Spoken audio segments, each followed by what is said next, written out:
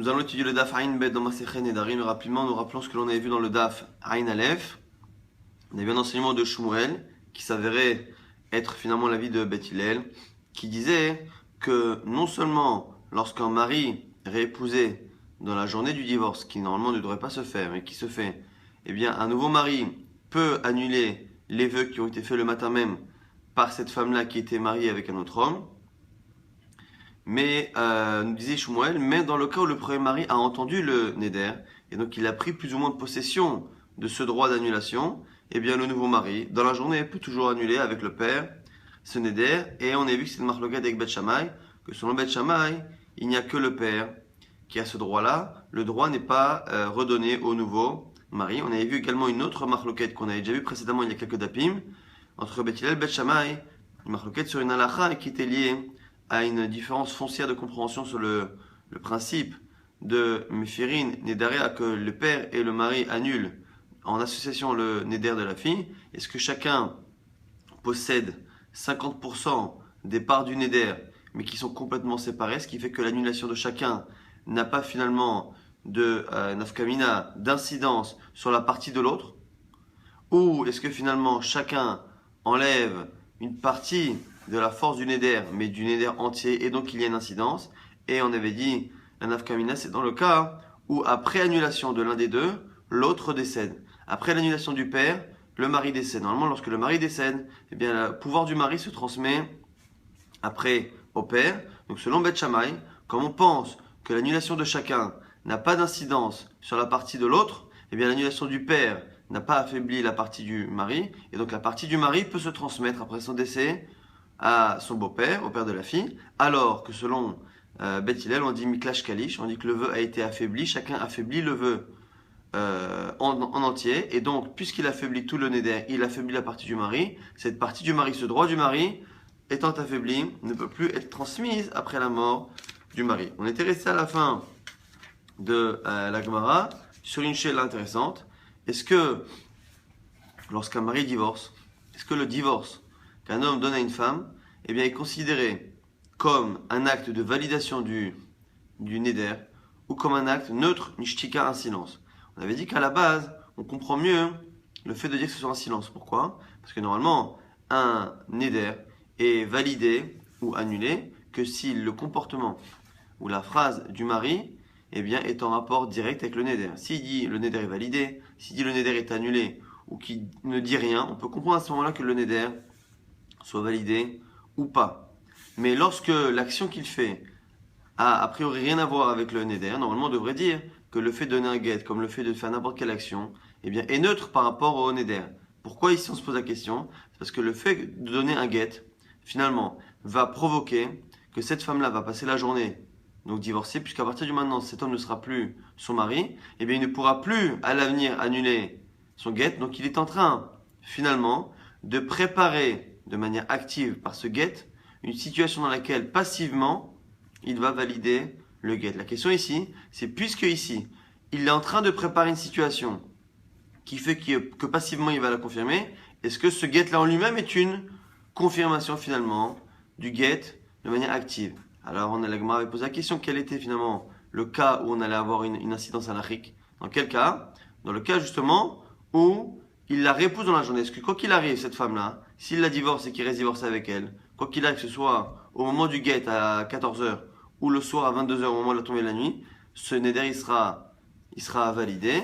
La nafkamina, c'est dans le cas où le mari la réépouse dans la journée. Lui n'est pas obligé d'attendre 3 mois pour épouser cette femme-là, pas de halakha d'afrana, d'attendre 3 mois avant un mariage, puisque ici c'est le même mari dans les deux cas. Eh bien il peut la réépouser dans la journée.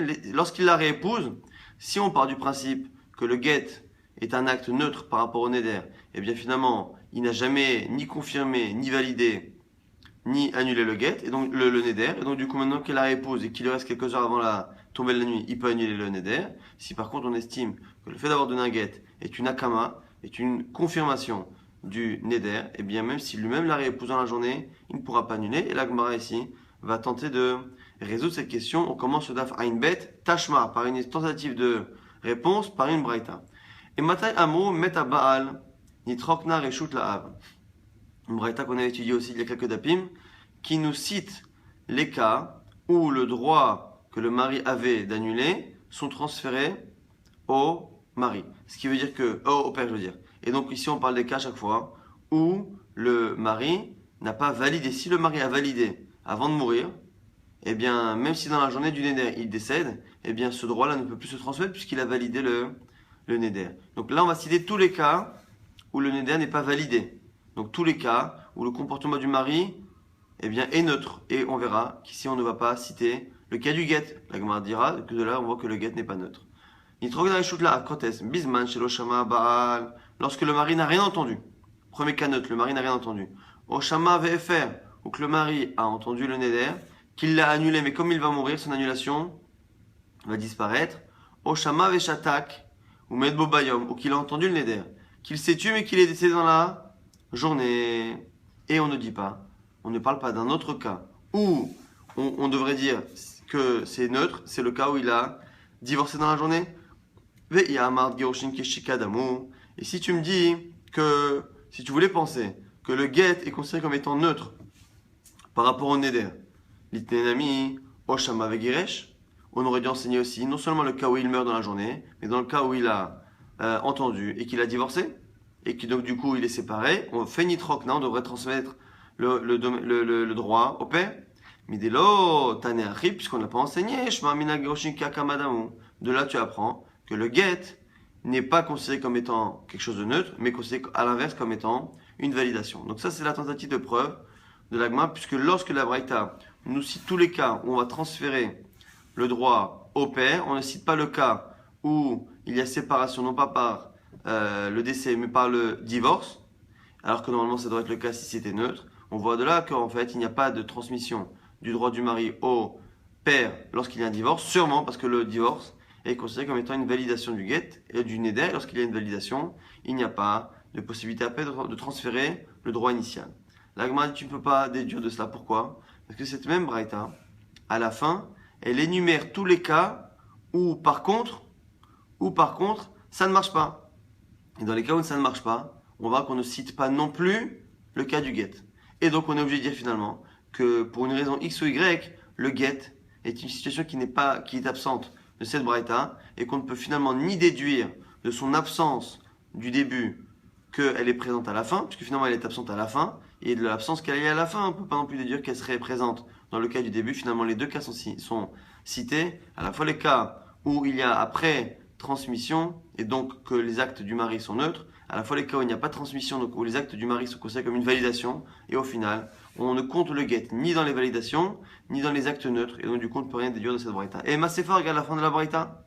Avalim Shama Vekiyem. Par contre, si le mari a entendu Vekiyem et qu'il a validé le get, O Shama Veshatak, ou Med Bayam Shelacharav, ou qu'il a entendu le get, le neder, Mechila, et qu'il a laissé passer la journée et qu'il est mort le lendemain, donc il a validé finalement d'une autre manière. Et il n'y a rien à faire. Il ne peut plus, le père, annuler une fois que le mari est décédé. Et donc là, selon la déduction qu'on vient de faire, normalement, on aurait dû citer aussi le cas où il a divorcé. Que le divorce, même s'il n'y a pas eu de mort, le divorce en lui-même est considéré comme une validation qui empêche nitrokna. Et si tu dis que le get est considéré comme une validation du neder, l'itne, on aurait dû enseigner aussi ce cas-là. Avec Imsham, avec Giresh, il a entendu qu'il a divorcé. Et la midelo katane achi, tu vois bien que si ça n'a pas cité, Shma mina geroshin keshtikadamu, tu vois bien que, au contraire, le get est considéré comme quelque chose de neutre, comme un silence. Et la meha, les kalem mishma mine. Et donc, du coup, de cette braïta, on ne peut rien déduire, puisque finalement, du début, on déduit une chose, et de la fin, on déduit son opposé. C'est-à-dire que l'absence du cas que l'on cherche, qui est le cas où le mari a entendu, mais au lieu de décéder, a divorcé, et qu'on se demande si son droit se transfère au père, l'absence de ce cas-là, puisqu'il est absent des cas de validation, on a envie de déduire que c'est considéré comme étant neutre, et puisqu'il est absent de la liste des actions neutres, on aurait envie de dire qu'il fait partie de ce qui est considéré comme une validation. Donc finalement, on a dans la même braïta, dans le même enseignement, une contradiction si l'on veut commencer à déduire de son absence quoi que ce soit. En tout cas, l'agma, donc Irecha Davka Nasif Sefa Mishum Recha, Iseifa Davka Nasif Recha Mishum Sefa. Donc on est obligé de dire finalement quoi? Il se peut effectivement qu'il y ait une déduction à faire, mais on ne sait pas d'où. Irecha Davka, si tu dis que c'est au début qu'on a fait exprès de ne pas le citer, donc finalement, c'est au départ que la Mishnah la Braïta fait attention de ne pas le citer, ce qui veut dire qu'effectivement, c'est la première déduction qui est bonne. Quoi? Eh bien, effectivement, c'est considéré comme étant une validation. Mais après, dans la suite de la Braïta, par souci d'homogénéité, on n'a pas cité ce cas-là, parce que comme il n'est pas cité au début, on a préféré citer que les mêmes cas qui étaient dans le cas précédent, encore une fois, parce que les Braïtot étaient apprises à l'oral et qu'il fallait les retenir. Donc du coup, la fin a été faite par souci d'homogénéité par rapport au début. Il seifa davka, et peut-être qu'il faut déduire à la fin en fait, et que c'est de l'absence qu'il y a à la fin qu'il faut tout déduire, donc finalement, le get est considéré comme chose de neutre. Et c'est l'inverse. Nasiv reisha mishum seifa, c'est le début qui a été fait en ressemblance par rapport à la fin, quoi qu'il arrive, on est en train de dire qu'on ne peut rien déduire de cette vraie. La question reste entière. Est-ce qu'un get est considéré comme un acte neutre par rapport au neder, donc le neder n'est ni validé ni confirmé, ou est-ce qu'au contraire c'est une validation? Tashma vient apprendre encore, ici non plus d'une braïta, mais d'une Mishnah, et pas n'importe laquelle, la nôtre. Nadra ve'yarousa, on a dit dans la Mishnah, la femme a fait un neder, ve'yarousa, elle a rousa, donc elle n'est pas encore Nesua, elle est mariée, Mikoudeshet, mais qu'elle n'habite pas chez le mari, elle habite encore chez son père, Venit Garsha, et qu'elle divorce. Le jour même, Venit Arsabo Bayom, et elle se remarie le jour même, on avait dit que c'était pas quelque chose à faire, les khatrila, mais qu'elle le fait. Bah, filou les mea, et même si elle le fait 100 fois, entre guillemets, une manière de dire qu'il n'y a pas de limite à cela, Aviha Uvarla, Aharon, Meferin et Darea. C'est son dernier mari et son père qui pourront annuler le neder. Donc là, a priori, on parle de quoi? On parle d'une fille qui a été mariée une première fois, qui fait un neder, qui après divorce, se remarie, divorce, se remarie dans la même journée toujours. Eh bien, on dit à la fin, quoi qu'il arrive, le dernier mari, que ce soit le deuxième, le troisième, le dernier, il pourra annuler avec le père. Or, ici, il y a eu un get entre-temps à chaque fois. Et le premier qui a fait un get, on aurait dû dire que le premier get, c'est déjà une akama, éventuellement, une confirmation, une validation du neder. Or, on voit que non, puisqu'on voit que le dernier peut annuler. Shma mina geroshin keshtikadamu, on devrait apprendre de cette Mishnah-là, que finalement, le get ou les get successifs qui ont été donnés sont chacun considérés comme n'étant pas une validation, mais comme étant un acte neutre, puisque finalement, on n'a aucun problème à dire que le mari qui suit pourra annuler les vœux précédents. Parce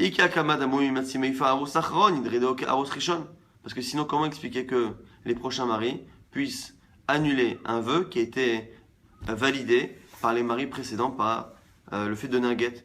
La Gemara répondant dans la Mishnah, on ne parle d'un cas particulier.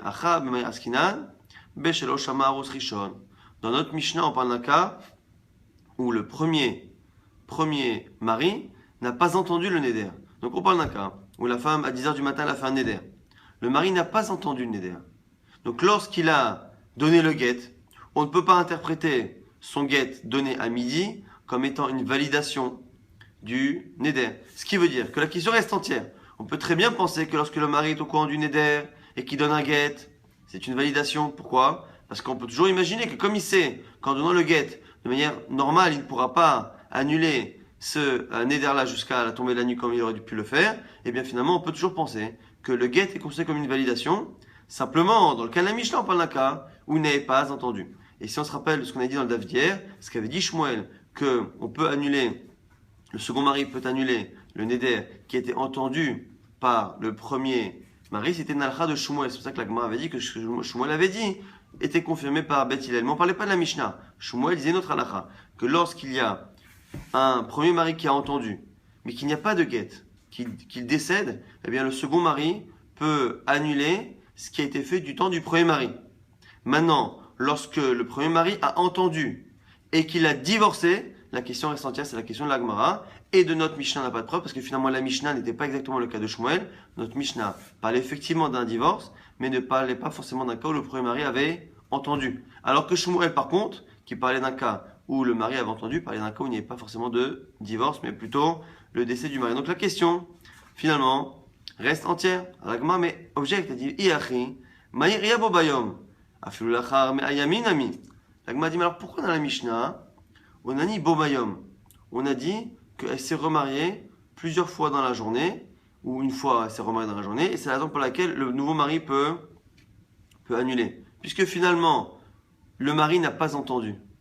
Bobayom, c'est dans la journée. Normalement, cette expression n'a de sens que lorsqu'il y a eu Shmira, puisque c'est lorsque le mari a entendu le Neder que commence le compte à rebours jusqu'à la fin de la journée pour savoir si le mari va annuler ou va se taire et laisser le vœu se confirmer ou le confirmer de manière active. Mais l'expression Bobayom, le jour même, normalement n'a de sens que s'il y a eu une Shmira, une écoute. Donc comment imaginer que la Mishnah ne parle d'un cas où il n'y a pas eu d'écoute? Et donc si on dit Bobayom, c'est qu'il a entendu. S'il a entendu, ça veut dire qu'on voit bien que lorsque le mari a entendu et qu'il donne un guet, on voit bien que le nouveau mari pourrait annuler.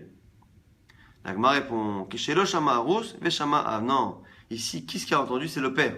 Le père a entendu le Neder et dans la journée, il s'est passé tout ça. Mais réellement, le mari n'a pas entendu. Des Bobayom ou des Matsimeifer, Aval Mikan Veilach, le Matsimeifer. Parce que lui, par contre, le père, il ne pourra pas annuler, eh bien, autrement que dans la journée, puisqu'il a entendu le matin même. Donc ici, le Bobayom, l'expression qui dit que c'est dans le jour même que la femme s'est remariée, c'est par rapport au père qui, lui, le père, a besoin, pour continuer d'annuler le vœu, a besoin, lui, que tout se passe dans la journée. Donc encore une fois, on a tenté, non plus par une braïta, mais par la Mishnah, quand on étudiait, de résoudre notre question. Est-ce que le fait de donner un document de guet, est-ce que c'est considéré comme étant une validation du neder ou comme un acte neutre qui finalement est une shtika et qui laisse finalement la journée se passer jusqu'à la tombée de la nuit? On n'a toujours pas de réponse certaine. Tashma vient apprendre une autre Mishnah qu'on étudiera dans quelques dapim. Nadra Bobayom, une femme qui a fait un neder le jour même. Girsha, et le jour même elle a divorcé. Chezira Bobayom, et le mari la donc il la réépouse le jour même. En yachol à faire, il ne peut plus annuler le neder. Shema Amina, Gerushin Kakamadamu, de là on apprend que le get est une validation. Donc on parle d'un homme qui est marié avec une femme. Cette femme fait un neder à 10h du matin. Il divorce à midi. Il la réépouse à 14h et on nous dit qu'il ne peut pas annuler le neder. Donc là on m'a dit c'est clair ici, non? C'est le même mari. Encore mieux si c'est le même mari. On voit que elle a fait le neder chez lui la première fois. Elle se retrouve remariée avec lui dans la même journée, et on voit qu'entre-temps, il n'a rien validé. On voit que la journée n'est pas passée. Quel est le seul acte qui pourrait justifier qu'on ne puisse plus annuler? Quel est le seul acte qui pourrait être considéré comme étant une validation? C'est finalement le guet. Donc tu es obligé de dire que c'est le guet qui a validé le neder. L'Agma dit non. Amre, acha benesua skina. Non, cette Mishnah parle d'une fille qui est nesua. Depuis le départ, on ne parle que de Nahara à Meurasa. Une femme qui est Nahara, donc cette jeune fille, qui est Meurasa, qui est mariée à un homme, mais qui n'habite pas encore chez lui, qui est encore dans le domaine du père. Dès que par contre elle est Nesua, elle est mariée à 100% qu'elle habite chez le mari, eh bien elle sort du domaine totalement de son père pour entrer dans le domaine du mari. Nous dit ici la Gemara, la Mishnah que l'on étudiera plus tard, dans le prochain péril, dans le prochain chapitre, n'est plus dans le chapitre de Nahara Meurasa, ne parle plus d'une fille qui est encore chez son père, mais d'une fille qui est mariée. Et ici, quoi qu'il arrive dans les deux situations, quelle que soit la Nessoua dans le premier mariage, donc c'est un homme qui a épousé la femme, qui l'a divorcée, qui l'a réépousée de la même journée. Pour le premier mariage, eh bien, elle a été Nessoua, elle habitait chez le mari, ou que pour le second mariage dans la journée, il est fait directement les Nisuin, Kiddushin et Nisuin, et qu'elle soit chez le mari, quoi qu'il arrive, si dans une des deux situations, elle n'est plus que Aroussa, mais elle est même Nessoua, quoi qu'il arrive, ça ne marche pas, on l'avait déjà dit. Si dans le premier mariage, elle est Nessoua, donc comme elle est Nessoua, elle n'est plus dans le domaine du père.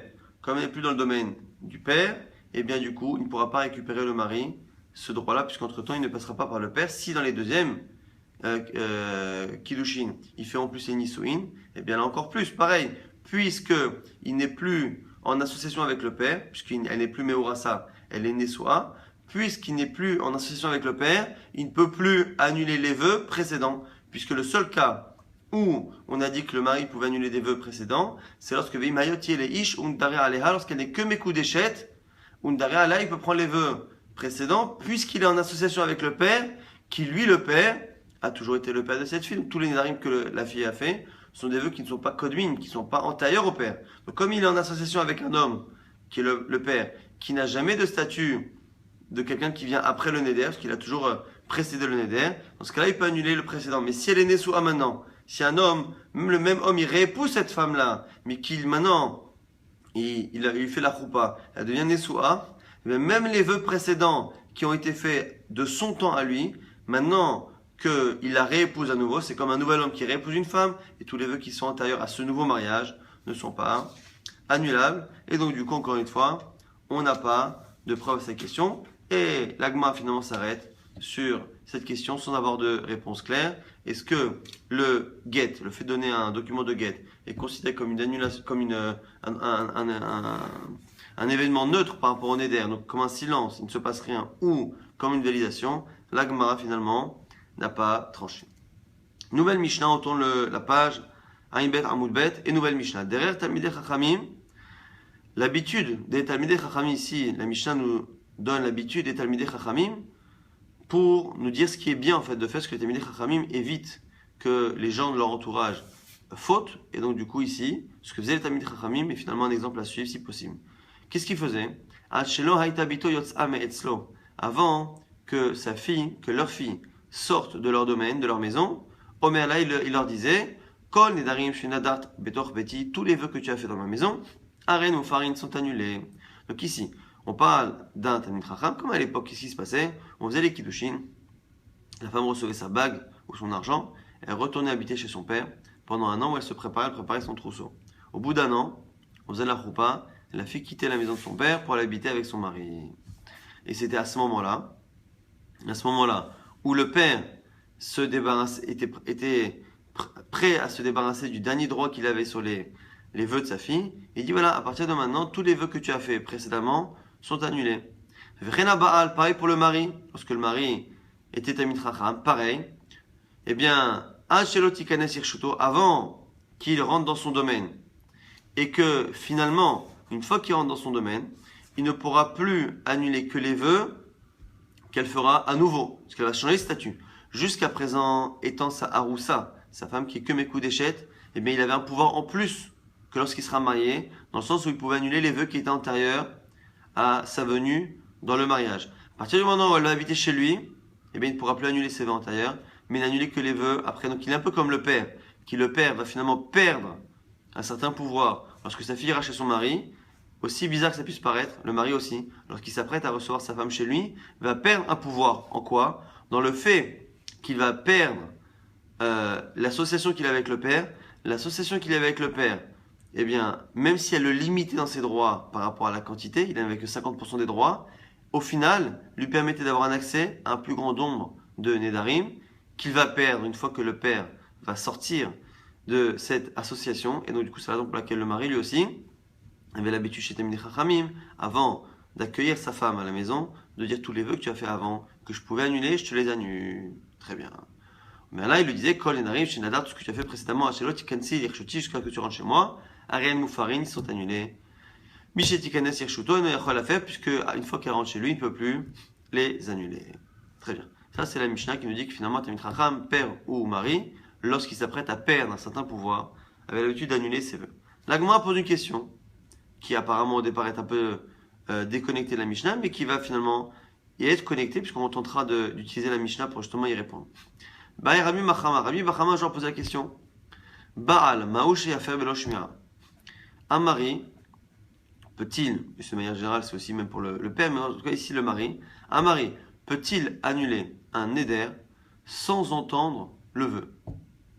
Donc imaginez que un homme ne sait pas si la femme a fait un neder, ou il ne sait pas, ou il pense qu'elle a fait mais il ne sait pas quoi, et lui il ne se prend pas la tête tous les jours avant la tombée de la nuit, ou un jour comme ça avant la tombée de la nuit, il dit voilà, je ne sais pas si aujourd'hui tu as fait des narim, je sens qu'aujourd'hui tu en as peut-être fait, et je ne les ai pas entendus, tu ne me les as pas dit, moi je ne veux pas commencer à chercher, je dis voilà, tout ce que tu as fait aujourd'hui est annulé. Et donc du coup il a réglé le problème. Est-ce que ça marche, Birklal? Alors que la Torah elle a dit, Veshama Isha, son mari a entendu, et à ce moment-là il peut annuler. Alors c'est la question de la Gemara. Veshama Isha, ce que la Torah elle a dit, que le mari entend et il annule, est-ce que la condition que la Torah précise que le mari entend Davkahu, est-ce que c'est quelque chose qui est nécessaire et qui a été écrit de manière précise? Olav Davkahu. Ou est-ce que quand la Torah elle a dit que le mari entend, Kilou c'est Ochademilta, c'est l'habitude, parce que de manière générale, lorsqu'un homme refuse un éder, c'est parce qu'il n'est pas d'accord. Il n'est pas d'accord pourquoi, en général? Parce qu'il l'a entendu. Et donc la Torah nous parle que, de manière générale, lorsqu'un homme annule un éder, eh bien, ça l'annule. et que la Torah t'a parlé du cas classique, ou le cas classique lorsqu'il annule, c'est qu'il a entendu qu'il n'est pas d'accord. Mais il se peut peut-être qu'en fait, l'avdavka pas forcément, et que même si le mari annule à l'aveugle, entre guillemets, eh bien, sans entendre le neder, il dit le vœu est annulé, si tu l'as fait, je l'annule, c'est que ça marche. Amar Rava, Rava va répondre à la question de ce Rabbi Bachama par notre Mishnah. Et c'est en cela que cette partie de la Gemara est liée à notre Mishnah. Derrière Talmidei Chachamim, nous dit dans la Mishnah, l'habitude des Talmidei Chachamim c'était de dire quoi? Ad shelo yatzat bito meetzlo, avant que la fille sorte de chez lui, Omer là il lui dit Kol nedarim shenadart betor beti arel mufarin. Il a dit tous les vœux que tu as fait chez moi, ils sont annulés. Ve aloshama. Donc on voit ici chez nous dans la Mishnah, on voit que le père, avant de libérer la fille, eh bien, il lui dit qu'il annule les vœux qui sont précédents. Or, les vœux qu'elle aurait fait précédemment, il ne les a pas entendus. Il est en train de dire que si tu as fait des vœux pendant les années où tu étais chez moi, eh bien, je ne les ai pas entendus, mais je les annule. Donc on voit bien que ça annule, ça marche. La Gemara dit non, il n'y a pas de preuve. Les richamar ou des méfaits. Peut-être qu'il est en train de dire non, que ce que je suis en train de dire, c'est que plus tard, lorsque je les entendrai, je les annulerai. La Gemara dit imken. Kilo shama, la malele meima. La Gemara dit attends, si je comprends pas. Si on parle d'un cas où il est en train de dire que lorsqu'il les entendra, il va les annuler. À quoi ça sert finalement d'avoir dit cette expression? Tous les vœux que tu as fait jusqu'à présent sont annulés. Nous dit la Gemara, hakamash malan, oche de soba merabanan le hadure. C'est venu nous apprendre que c'est l'habitude d'un Talmid Chacham, non pas de les annuler comme ça à l'aveugle, parce qu'on peut imaginer que ça ne marche pas, parce que c'est la question de la Gemara, la question des Rabbi Bachama, mais en fait c'est une manière qu'il a de rentrer dans le sujet avec la fille. Avant de libérer sa fille, il apprend quelques jours avant le fait qu'elle aille habiter chez son mari, il lui dit écoute ma fille, je te préviens, tous les vœux que tu as fait jusqu'à présent, eh bien je ne les veux pas et je les annule. C'est une manière en fait de dire bon ma fille, est-ce que tu as fait des vœux? Parce que si tu as fait des vœux, ce serait bien que tu me les dises maintenant pour que je puisse justement les annuler. Donc en fait, cette phrase-là qui est citée dans la Mishnah n'est pas une phrase, enfin en tout cas, peut ne pas être, peut-être que oui, mais peut-être que non, peut ne pas être une phrase d'annulation réelle, mais si ça se trouve, n'est qu'une phrase d'introduction pour permettre justement au mari, au père et à la fille de rentrer dans ce sujet-là, des nédarim qu'elle aurait fait, pour éventuellement les annuler une fois qu'il les entend. Tashma maintenant vient apprendre la Mishnah, la fin de la Mishnah qui nous dit quoi? Pour le mariage, avant qu'elle rentre dans son domaine, il lui dit, Omer là, on avait dit la suite la même chose, il lui dit tous les vœux que tu as fait précédemment, lorsque tu n'étais que ma haroussa, tu n'habitais pas chez moi, comme je pouvais les annuler parce qu'ils étaient antérieurs, maintenant que je vais t'épouser à 100% et te ramener chez moi, je ne pourrai plus le faire, je les annule. Alors si ça a l'air d'être une annulation, elle m'a dit mais pareil, c'est pareil. Pareil, là aussi il n'est pas en train de les annuler réellement par cette phrase, il est en train encore une fois de rentrer dans le sujet et de dire une fois qu'il les entend, il va les annuler. Nouvelle tentative de réponse à cette question. Tashma d'une Mishnah qu'on va étudier dans quelques jours. Aomer le ishto, celui qui dit à sa femme, Kol nedarim shitidor ad she'avomi makom ploni. Tous les vœux que tu vas faire jusqu'à ce que j'arrive à tel endroit. Le type il part en voyage, Nagid, il en a pour 2 mois de voyage et dit voilà, à peu près. Tant que je ne suis pas arrivé là-bas, eh bien tout vœu que tu feras entre temps, eh bien Aren Kayamin, ils sont confirmés. Lo amarkloum, ça ne marche pas. Ça ne marche pas de confirmer ici à l'avance les vœux qu'elle fera jusqu'à la période où il arrivera à tel endroit. Ren Moufarin, si par contre il les annule, il dit tous les vœux que tu feras jusqu'à la période où j'arriverai à destination, eh bien, Rabbi Eliezer Omer, Moufa, Rabbi Eliezer nous dit, c'est annulé. Donc on voit qu'autant confirmer à l'avance, ça n'a pas l'air de marcher. Mais par contre, annuler un get, annuler un Neder Mechila à l'avance, tous les vœux que tu feras jusqu'au moment où j'arriverai à destination, tous ces vœux sont annulés. Rabbi Eliezer nous dit que ça marche. Donc là, m'a dit, mais Vera, Loshama, et pourtant ici, il n'a pas entendu, puisqu'il est en train de dire tout ce que tu vas faire comme Neder lorsque je serai en voyage. Comme je serai en voyage, j'aurais pas entendu. Là, m'a dit, Achanami dama lechishamana. On est obligé de dire ici aussi que c'est pareil, qu'il fera l'annulation lorsque il entendra. Là, m'a dit, et là aussi, là, c'est pareil. Mais l'amali minashta, lechishama lefala, et là ici, à quoi ça sert? Autant dans le cas du père, on avait dit que comme le père, il va laisser sa fille dans le domaine de son mari. Comme le père va laisser la fille dans le domaine du mari, eh bien il a intérêt à rentrer dans le sujet avec elle et qu'une bonne fois pour toutes, elle lui dise tous les vœux qu'elle a fait pour qu'il puisse l'annuler, parce que dans quelques temps, elle sera dans le domaine de son mari.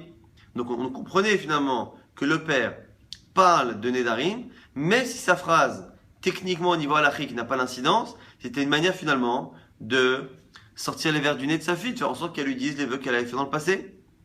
Mais là ici, que dit le mari? Il ne parle pas des vœux qu'elle a fait. Il est en train de s'apprêter à partir en voyage pour quelque temps.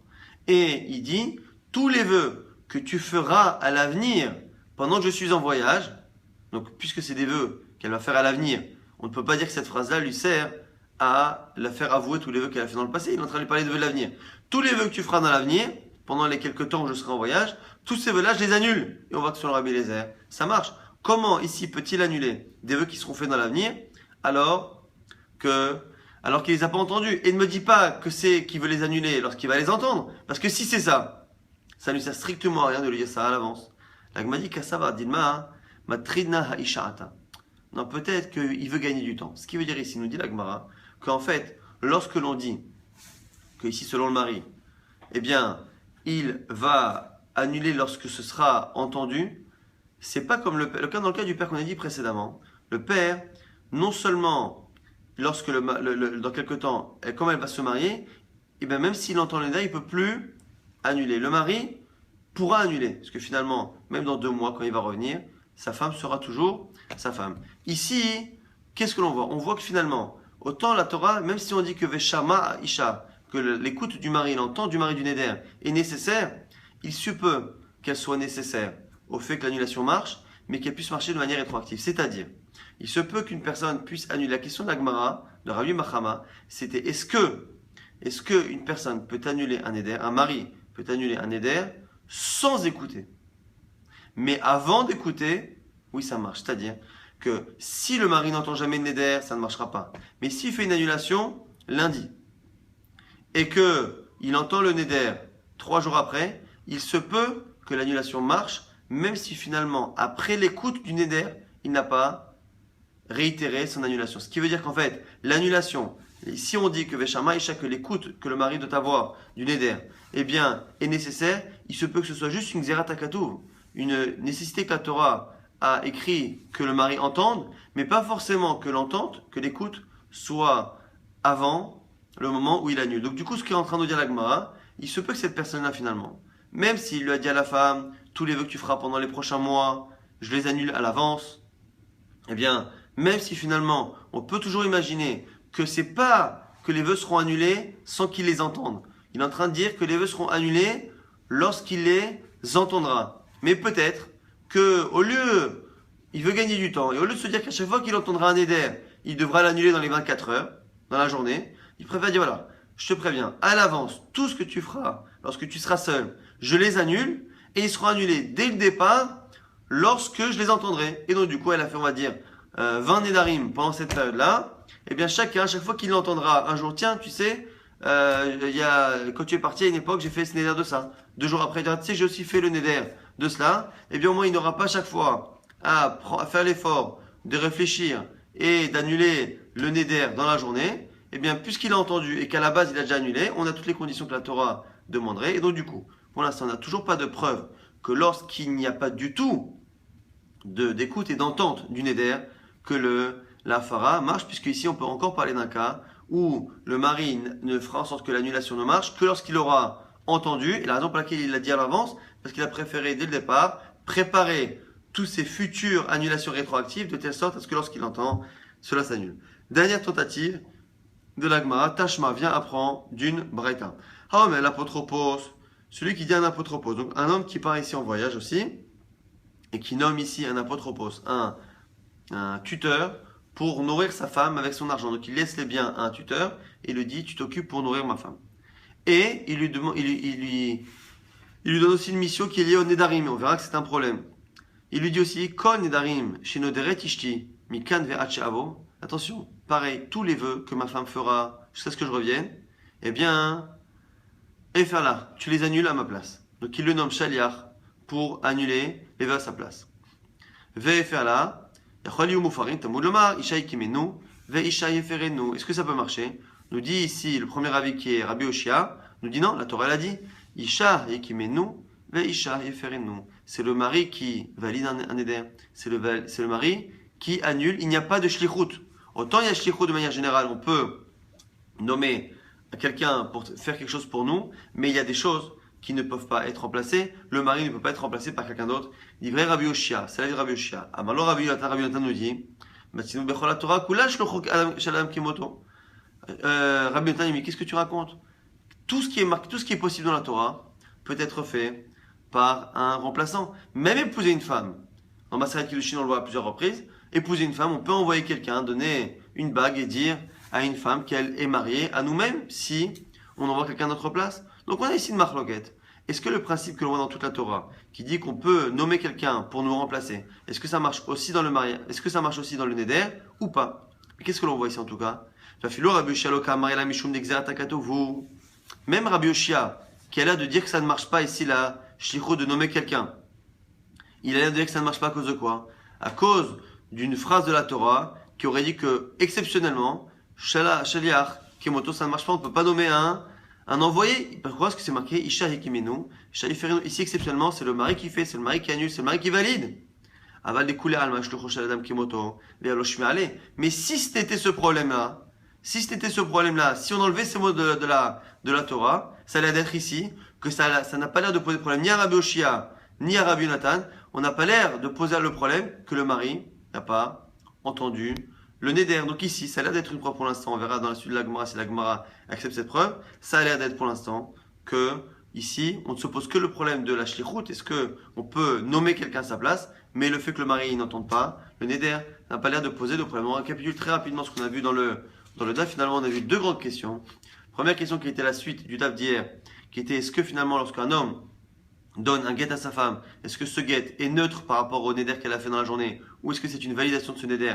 Nafkamina, quand est-ce qu'on verra une incidence? Dans le cas où il la réépouse dans la journée, est-ce qu'il lui reste encore jusqu'à la fin de la journée pour l'annuler ou pas? Et on avait vu que la Gemara, après plusieurs tentatives, n'a pas trouvé de preuve ni dans les Mishnayot ni dans les Braïtot, donc on n'a pas de réponse a priori à cette question. Et nouvelle Mishnah qu'on est encore en train d'étudier et qu'on étudiera dans le DAF de demain, c'est est-ce que, bien qu'on a vu que l'on peut annuler un neder, le mari peut annuler un neder, avant d'entendre, et l'annulation prendra effet, éventuellement de manière rétroactive lorsque le neder sera entendu, mais en tout cas, est-ce que lorsque la Torah elle a demandé au moins qu'il y ait une écoute, une entente, mais Shama Isha, est-ce que c'est obligatoire ou pas? Est-ce qu'un mari, dans l'absolu, peut annuler à l'aveugle sans jamais entendre ou pas? Est-ce que l'écoute du neder est nécessaire ou est-ce que c'est juste la manière habituelle que la Torah a eu de s'exprimer? Est-ce que de manière générale, c'est lorsque le mari entend qu'il n'est pas d'accord et c'est parce qu'il n'est pas d'accord en général qu'il l'annule? À demain, Kol Tov.